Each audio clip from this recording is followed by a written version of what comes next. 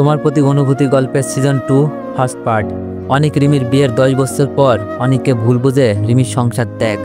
আব্বু আব্বু আজ তুমি আম্মুর আশেপাশে যেও না, আম্মু খুব রেগে আছে। অনিক বাসায় প্রবেশ করতেই তার আদরের কন্যা রিমির রেগে থাকার সংবাদ কানে পৌঁছে দিল। অনিক জানে রিমি কখনো অনিকের সাথে রাগ করে বেশিক্ষণ থাকতে পারে না। আজ বাসায় ফিরতে একটু সময় লেগেছে অনিকের। একটা খুব ইম্পর্টেন্ট কাজে গ্রামের বাড়িতে গিয়েছিল, কিন্তু অনিক রিমিকে কিছুই জানায়নি। অনিক রিমিকে জানানোর চেষ্টা করলেও মোবাইলে চার্জ না থাকার কারণে অনিক থেকেই গ্রামের বাড়ি চলে যায়। অনিক গ্রামের বাড়িতে গিয়ে এমন মুহূর্তের সম্মুখীন হয় রিমিকে জানানোর কথা মাথায় আসে নাই। অনিক তার মেয়ে রাইসাকে কোলে নিয়ে আদর করে বলে, তোমার আম্মুর আশেপাশে না গেলে রাগ কমাবো কি করে? তুমি বলো তোমার আম্মু কোথায়? অনিক তার মেয়ে রাইসাকে কোলে রেখেই জিজ্ঞাসা করলো রিমির কথা। রাইসা আঙ্গুল দেখিয়ে দিক নির্দেশনা দিচ্ছে, অনিক সেদিকেই যাচ্ছে। অনিক রিমিকে তার বেডরুমে আবিষ্কার করে রিমি আয়নার সামনে দাঁড়িয়ে কি যেন করছিল। অনিক তার মেয়েকে কোল থেকে নামিয়ে রিমিকে পেছন দিক থেকে জড়িয়ে ধরল। অনিক কিছু বুঝে ওঠার আগেই রিমি অনিককে ছাড়িয়ে নিল আর চেঁচিয়ে বলল, ওই তুই আমাকে আর কখনো ছুবি না, যেখানে ছিলিস সেখানে যা। রিমি যখন রেগে যায় অনিকের সাথে এরকম তুইতাকারি করে, এতে অনেক বিচলিত হয় না, তবে বুঝে যায় রিমি খুব রেগে আছে। অনিকের একটা খুব বাজে সমস্যা, কাউকে বোঝাতে পারে না, কিন্তু খুব সহজেই বুঝতে পারে। তাই অনিক রিমির রাগ কন্ট্রোল রাখার জন্য খুব নরম কণ্ঠে বলে, সরি রিমি, আমি জানি এত রাত করে বাসায় ফেরা আমার খুব বড় অন্যায় হয়েছে, এবারের মতো মাফ করে দাও প্লিজ। রিমি রাগে আগুন হয়ে বলল, তুই মেয়েদের মতো ন্যাকামি করে মিথ্যা কথা কাকে বলছিস? তুই কি মনে করেছিস আমি কিছুই জানি না? শুনি না, আগুন নেভাতে পানির দরকার, সেটা আমি ভালোই জানি। তাই আমি পানির চরিত্র ধারণ করতে চাইছি, কিন্তু আমি যে রিমিকে মিথ্যা বলছি তা রিমি কি করে জানলো? এখন একটা মিথ্যা ঢাকতে আর কয়েকটা মিথ্যা বলতে হবে।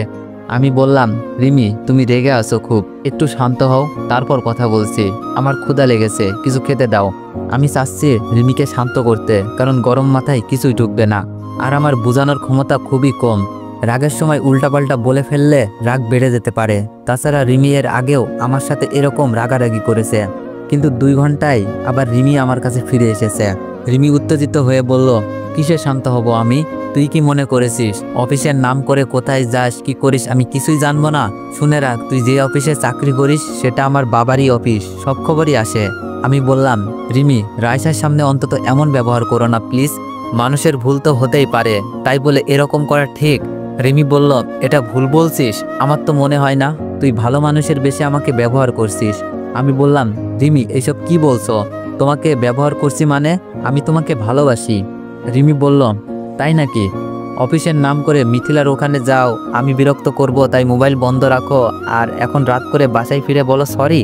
এগুলো কি ভালো মানুষের বেশি ব্যবহার না? রিমির চোখ ভিজে যাচ্ছে, কত ভালোবেসেছিল আমাকে, যাকে পাওয়ার জন্য পরিবারের সাথে যুদ্ধ করে, প্রতিটি বিপদে যার পাশে ছিল, কিন্তু সেই মানুষটাই আজ রিমিকে না জানিয়ে মিথিলার বাসায় যায়, আবার এসে মিথ্যা বলে। রিমি পারছে না সেই কষ্টগুলো বুকে জমা রাখতে, চোখে পানি হয়ে বেরিয়ে যেতে চাচ্ছে, কিন্তু রিমি রাগটাকে ধরে রাখতে বারবার চোখ মুছছে। আমি বললাম, আমি মিথিলার বাসায় গিয়েছিলাম, কিন্তু কেন গিয়েছিলাম জানো? রিমি বলল, কেন গিয়েছিলি? হয়তো প্রথম ভালোবাসা আবার জীবিত হয়েছে।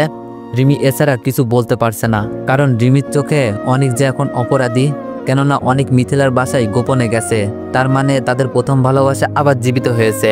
যদি এরকম কিছু না হতো রিমিকে কেন জানিয়ে গেল না অনিক? আমি বললাম, এসব কি বলছো রিমি? রিমি বলল, যা বলছি ঠিকই বলছি। অনিক হঠাৎ রেগে গিয়ে রিমির গালে একটা খুব জোরে চর বসিয়ে দেয়। এই প্রথম অনিক রিমির গায়ে হাত তোলে। অনিক সঙ্গে সঙ্গে সংকুচিত হয়ে ভাবতে থাকে, এটা সে কি করলো? রিমির গালে চর বসিয়ে দিল, এটা ভুল হয়েছে। রিমির গালে চর পড়ার পর রিমি অশ্রুসিক্ত চোখে অনিকের দিকে তাকিয়েছিল কিছুক্ষণ। রিমি ভাবতে পারছে না অনিক কিভাবে তার গালে চর মারল। মিথিলার জন্য অনিকের এত মায়া, ওই মেয়ের জন্য আমার গালে চর বসিয়ে দিল। রিমি ভাবছে, আর বুঝি হলো না সাজানো সংসার গুছিয়ে রাখা। ভালোবাসার মানুষের আঘাত সহ্য করতে পারছে না রিমি। এইদিকে অনিক রাগের মাথায় কি করে ফেলেছে বুঝতে পারছে না।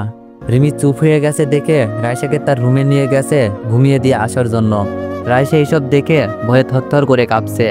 রাইসা এবার 3তে পড়ে। রাইসা কিছুটা হলেও ভালো মন্দ বুঝতে শিখেছে। রাইসা শুয়ে শুয়ে মা বাবার ঘটে যাওয়ার কাহিনীগুলো মনে করছে। রাইসা কখনো তার আব্বু আম্মুর এমন ঝগড়া দেখেনি, তাই রাইসা কিছুটা হলেও ভয় লাগছে।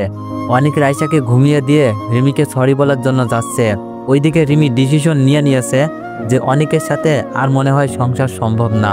তো এভরিওয়ান, এই গল্পের নেক্সট পার্ট চাইলে বেশি বেশি কমেন্ট করুন আর একটু বেশি বেশি কপি লিঙ্ক করে দিও। আর এটা অনেক দিন ধরে ফিউজ।